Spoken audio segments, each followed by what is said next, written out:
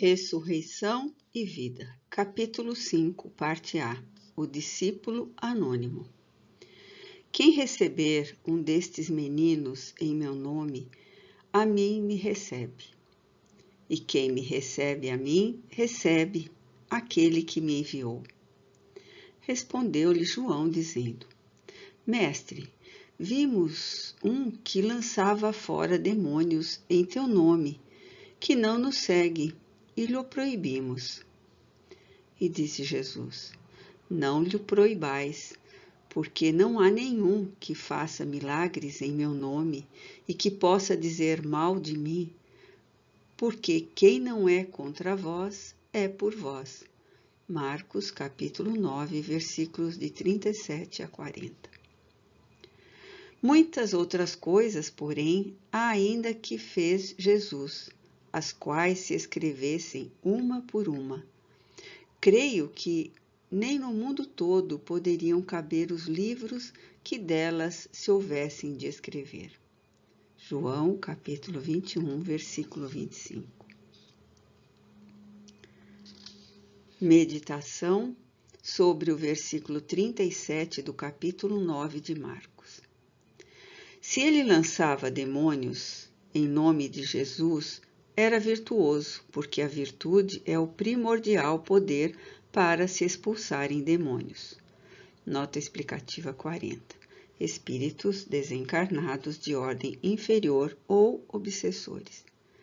E se os expulsava em nome de Jesus, era porque amava Jesus. E se amava Jesus, era porque seguia seus ensinamentos. E se seguia seus ensinamentos, necessariamente os ouvia do próprio Jesus, perdido no anonimato das turbas, sem ser notado por ninguém, como certamente sucederia a muitos outros simpatizantes do Senhor, que deram até a própria vida por seu nome e sua doutrina, mas cujos nomes a posteridade não logrou conhecer.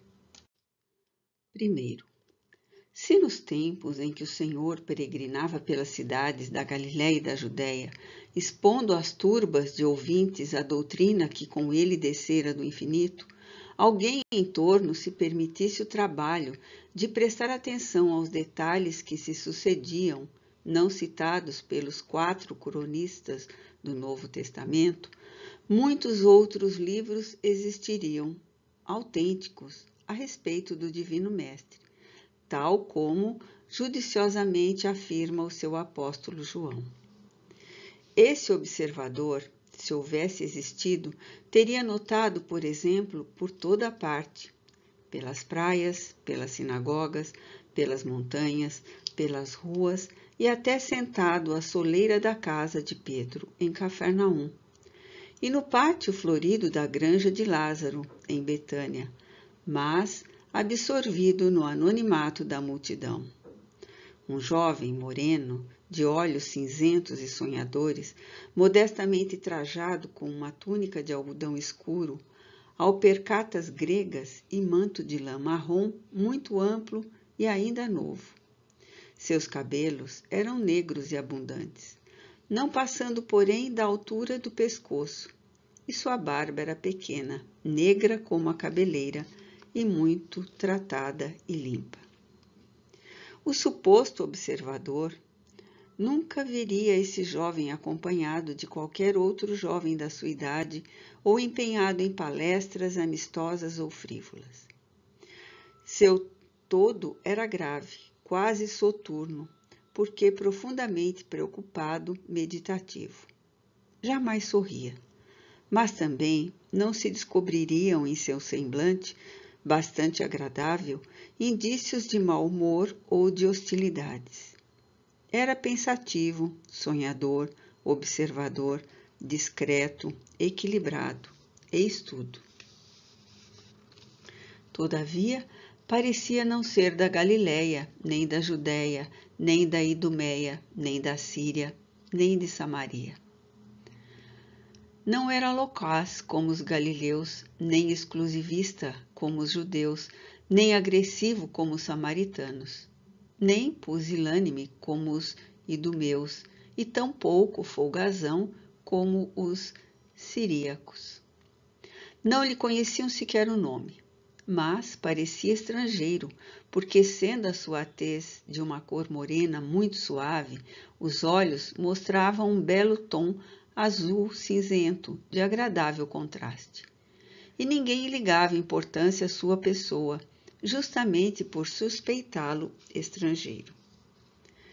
Quem sabe fosse mesmo um samaritano, acautelado em jamais falar em presença das turbas, para que o dialeto e o sotaque da sua província o não denunciasse aos judeus, inimigos de sua terra e do seu povo? Talvez fosse um grego fenício, mescla então muito comum em Tiro, em Sidom, em Serepta e toda a Fenícia helenizada, e que muito transitava pela Palestina e a Transjordânia. Também poderia ser um essênio. Nota explicativa 41. Indivíduo pertencente a certa seita de origem judaica, fundada mais ou menos 150 anos antes do Cristo. Os essênios viviam retirados da sociedade, partilhando vida em comum muito fraterna e abstendo-se de todos os vícios e paixões e até do matrimônio. Eram considerados homens de elevadas virtudes. Porque os essênios eram assim discretos e graves e equilibrados, quase soturnos. Ou quem sabe seria um nazireu? Nota explicativa 42. Homem que se dedicava ao culto divino, fazendo votos de não cortar os cabelos, não usar bebidas alcoólicas e de praticar a castidade sexual. Tudo indica que Sansão e João Batista pertencessem à seita dos nazireus. Os votos seriam perpétuos ou temporários. Os nazireus eram também como os essênios, recatados e discretos. O que o mesmo observador saberia com certeza era que ele procurava sempre esgueirar-se por entre a massa de povo para se aproximar de Jesus. Parecia um apaixonado do manso Rabone. Nota explicativa 43. Título honorífico entre os judeus que significa mestre. Fitava-o em adoração muda, o semblante enternecido, os lábios balbuciantes como de encantamento. Tal o sorriso murmurante das mães contemplando seus querubins adormecidos. Os olhos nostálgicos e radiantes de ternura. Onde quer que o mestre estivesse, o moço andaria por perto. Não se atrevia, entretanto, a se intrometer. Se acaso percebesse que o Senhor preferia ficar a sós com seus apóstolos, afastava-se então, discretamente, para retornar daí a pouco, se as ondulações do poviléu voltassem a crescer. O moço do manto marrom trazia consigo cuidadosamente envoltos em retalhos de linho muito alvo, 2 roletes de madeira muito delicada, espécie de carretéis, medindo de 30 a 40 centímetros de comprimento, mais ou menos, como os que se usavam então entre intelectuais e estudantes para o cultivo da escrita ao uso grego. Um desses roletes invariavelmente se encontraria suprido de excelente papiros. Nota explicativa 44. Planta da família das ciperáceas, de cuja haste extraía-se excelente material para escrita na antiguidade. O outro vazio. Um saco de couro de carneiro que trazia tiracolo sob o manto, guardava as 2 preciosidades e mais os estiletes e tintas coloridas para a escrita. Tudo cuidadosamente acondicionado em tubos apropriados. Visto por tais particularidades, o moço do manto marrom seria grego mesmo. Muitos viajantes gregos peregrinaram em todos os tempos pela Síria, pela Fenícia e pela Palestina, mercadejando prendas valiosas, comprando e vendendo tapetes e sedas, lãs, perfumes, ervas mágicas e aromáticas, frutas açucaradas, queijo, mel e até ovelhas e camelos que revendiam mais além com excelentes lucros. Mas também poderia ser egípcio, se não fosse a cor dos olhos e da pele, porque os egípcios também transitavam por ali, usavam papiros para a escrita, se eram cultos, e vendiam e compravam as mesmas mercadorias. Seria desses o jovem moreno de olhos azul cinzentos? Não parecia, entretanto, comerciante. Tais hábitos e utensílios, como se notavam nele, somente os teriam e usariam os gregos intelectualizados, não os comerciantes. Os judeus, os samaritanos, os galileus nada escreviam, e quando escreviam, preferiam as incômodas tabuinhas, a não ser que fossem verdadeiros escribas e que suas escritas tratassem de algo muito sério, como os serviços religiosos, quando então era usado o papel de linho, o papyrus especial ou pergaminho fabricado de pele de ovelhas. Quando Jesus iniciava as prédicas, lançando ao povo aquelas formosas parábolas que ressoariam hoje pelo mundo como os mais belos poemas líricos, se os poetas e literatos da terra dessem preferência às inspirações da verdade para adquirirem renome, quando Jesus discursava, o moço do manto marrom procurava sentar-se e o fazia pelo chão mesmo, em algum banco improvisado com uma pedra ou pela soleira de uma porta qualquer. Retirava do saco de couro de carneiro os 2 roletes de papiros, os tubos de estiletes, que equivaleriam às canetas do século XX, e os sais coloridos, e punha-se a escrever o que ia ouvindo da palavra do Filho do Homem. Tal o repórter moderno ouvindo personagens importantes em entrevista coletiva. À proporção que escrevia, o papel enrolado no primeiro carretel passava a ser habilmente transportado para o segundo, pelo que se teria verificado que o moço estaria muito habituado ao delicado mistério.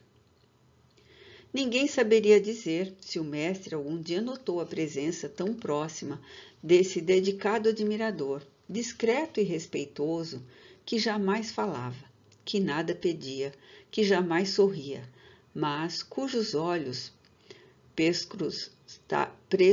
perscrutadores não se despegavam dele ou da escrita, enquanto ouvia seus discursos. Notou certamente, pois não conceberemos que aquele que era o Verbo encarnado ignorasse alguma coisa que se desenrolasse ao seu redor e até muito longe de sua presença. À noite, chegando ao humilde quarto que ocupasse numa hospedaria qualquer, das mais modestas ou mesmo no celeiro de alguma casa particular, que consentissem ali hospedar forasteiros por preços muito reduzidos, fosse em Cafarnaum, em Betsaida, em Jerusalém, ou outra qualquer parte honrada com a visita do mestre, o moço cismador desenrolava os papiros e pacientemente voltava-os para o primeiro carretel, o que dava em resultado reler com facilidade o que Jesus havia exposto e fora por ele escrito. Servindo-se da luz de uma pequena candeia de azeite, daquelas tão usadas pela época, ou seja, espécie de tigela de barro, de estanho ou de cobre, com 3 bicos, de onde saíam as torcidas encharcadas no combustível para o lume. Até às altas horas da madrugada, o jovem estudava aquelas lições escritas que o mestre como que ditara para ele.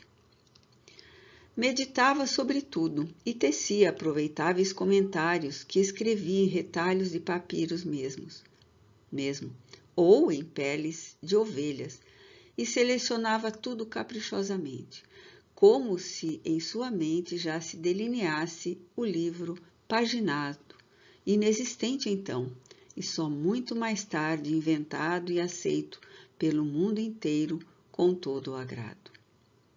Algumas vezes ele fazia até mesmo versos sobre os discursos ouvidos ao mestre Galileu. E os fazia em idioma grego, ou em aramaico ou latim, pois o moço era culto, e esses idiomas eram correntes em toda a região e para além dela, até Alexandria, Atenas, Roma, etc. E na manhã seguinte, bem cedo, retornava para as ruas à procura do mestre, recomeçando o mesmo dedicado trabalho de anotar o que ouvia e presenciava. Certa vez, em Cafarnaum, a cidade preferida por Jesus, pois ali residia Simão Bar-Jonas, Pedro, o moço do manto marrom ouviu o Senhor falar sentado pelas imediações sobre uma pedra.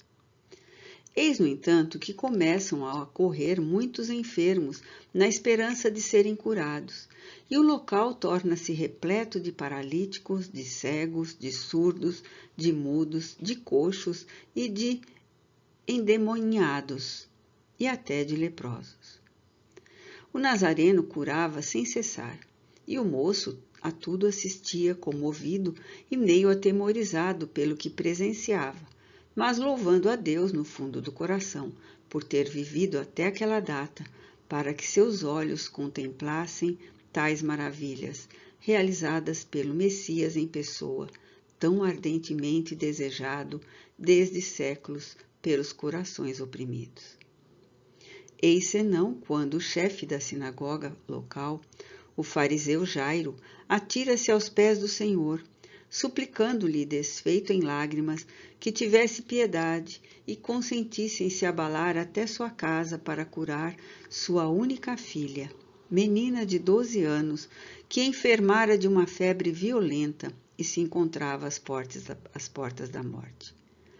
Todavia, nesse instante, momento supremo para o moço silencioso, dada a aglomeração de pessoas, Jesus, cuja virtude já curara uma mulher que padecia de terríveis hemorragias, com o só contato da mão dela sobre a orla do seu manto, Jesus, empurrado daqui e dali, solicitado por todos e a todos atendendo, aproxima-se tanto do jovem que seu manto lhe roçou o rosto.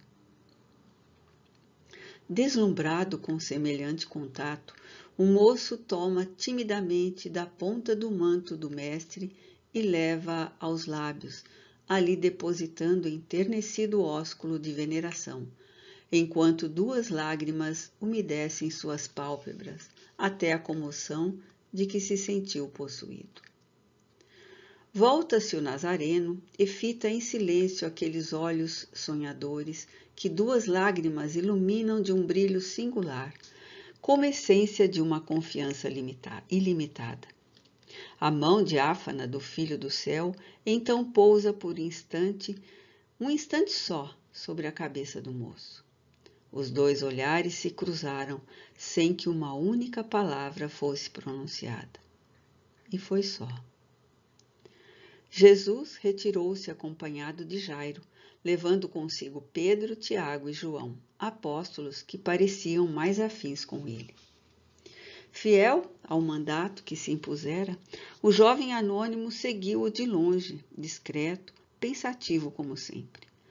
Pelas imediações da casa do chefe da sinagoga, que se movimentava em alarmes fúnebres, anunciando que a enferma acabara de expirar, sentou-se à sombra de uma das oliveiras que frondejavam viçosas e pôs-se a esperar, certo de que não tardaria a presenciar mais uma daquelas maravilhas que a Galileia já se habituara a contemplar naqueles auspiciosos dias. E com efeito, minutos depois, o alarido fúnebre transformava-se em aleluias. Jairo franqueava a residência aos visitantes para que fosse contemplado mais um feito do mestre Nazareno. A menina, havia pouco tida como morta, erguera-se do leito pela mão de Jesus, sadia e feliz para a alegria e ventura de seus pais e assombro de toda a cidade de Cafarnaum, que se rejubilou com o fariseu Jairo.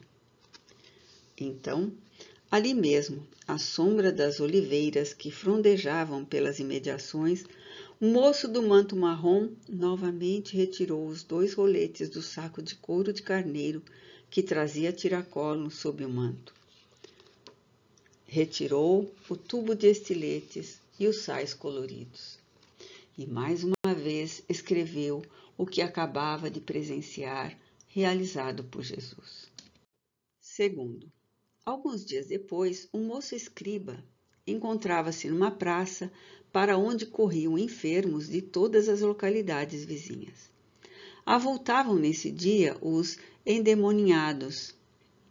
Jesus ainda não aparecera em público. Os apóstolos igualmente se conservavam ausentes, de certo acompanhando seu mestre amado, que estaria distribuindo beneficências por outras localidades. Os doentes impacientavam-se. Cresciam os lamentos, os gemidos, as queixas, os estertores. Estavam ali desde o alvorecer. Era quase a hora sexta, meio-dia, e sentiam fome. Sentado em uma pedra à sombra de uma videira que tomava a entrada de pequena residência, o moço silencioso esperava, como eles, desde o alvorecer. Via que as lágrimas corriam dos olhos daqueles infelizes, que suas dores aumentavam, suas aflições se sobrepunham para um acervo de impaciências. Compaixão profunda ante tanta miséria invadiu subitamente seu coração. Quisera poder também aliviar as dores daqueles desgraçados. Sentiu que a tal desejo o coração se lhe dilatava num hausto profundo de amor ao próximo. Aquele mesmo hausto singular e sublime que o deslumbrara da vez em que o Senhor pousara a mão docemente sobre sua cabeça. Agora o impelia a aliviar as dores que presenciava. No impulso irreprimível, qual autômato, observando voz de comando proveniente dos arcanos do invisível, aproximou-se de um daqueles endemoniados que se detinham em convulsões sobre o pó da praça. Apôs-lhe as mãos sobre a cabeça e exclamou com tonalidade incomum, autoritária: Em nome de Jesus Nazareno, o Filho de Deus vivo, retira-te deste homem e vai em paz. O enfermo estrebuchou ainda por alguns instantes. Proferiu gritos roucos e, muito surpreso com o que acontecia, levantou-se envergonhado, mas completamente curado, pondo-se a sacudir o pó que se lhe prendera à túnica. E muitos foram curados por ele nessa tarde. A partir desse dia, curava endemoniados sem cessar, pois, ao que parecia, era sua especialidade. Porque João, que, por acaso, presenciara as primeiras curas e lhe proibira continuar, visto que ele não era filiado ao grupo homogêneo, voltara a ele, humildemente, desculpando e participando-lhe que continuasse, porque o mestre o autorizava a exercer o ministério, mesmo não gozando ele da intimidade dos verdadeiros discípulos, pois reconhecia nele um amigo digno de confiança.